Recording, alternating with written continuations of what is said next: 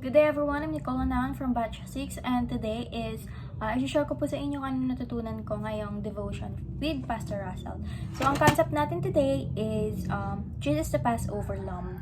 Jesus stands as the ultimate fulfillment of the Passover Lamb.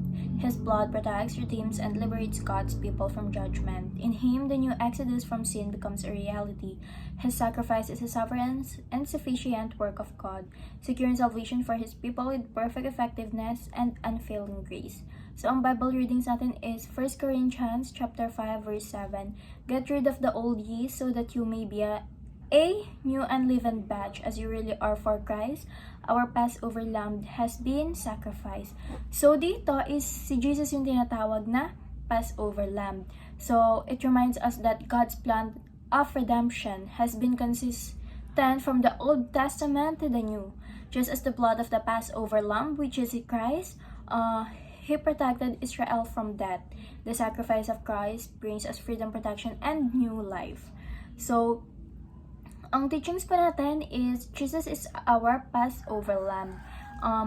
Dito naman is si Christ is willing siya na maging perfect sacrifice para sa atin.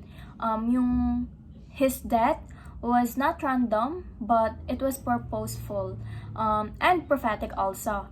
Kasi finulfill niya yung gusto ng Passover who pointed toward. Number 2, the blood of Jesus covers us. The covering of the lamb's blood in Exodus means safety and deliverance. Today, Christ's blood symbolizes forgiveness, cleansing, reconciliation, and love with God. Number 3, death passes over us through Christ. So, yung spiritual death, it loses its grip when we belong to Christ. So, ang ibig sabihin nun is parang ina-emphasize yung salvation because salvation is not earned but received through His sacrifice.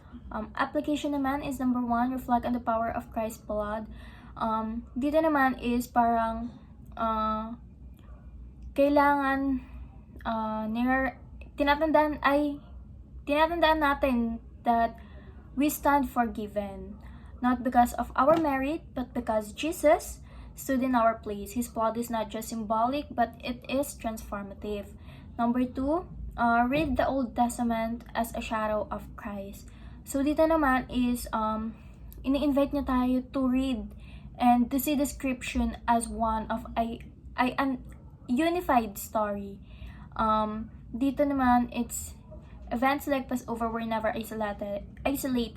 They prepared the way for the Messiah. When we read the Old Testament with Christ in mind, it becomes a living testimony of God's long-planned redemption.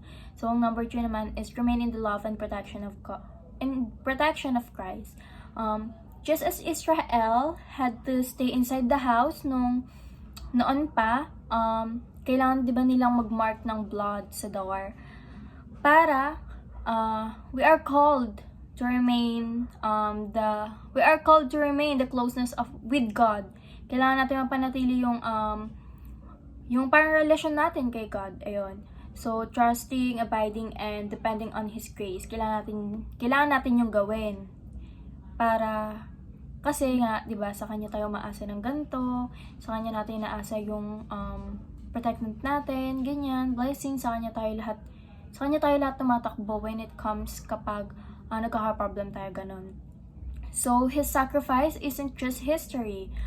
It's protection for today and for the eternity. So, ang dadagdag ko lang po is Christ doesn't just save us from something death or sin.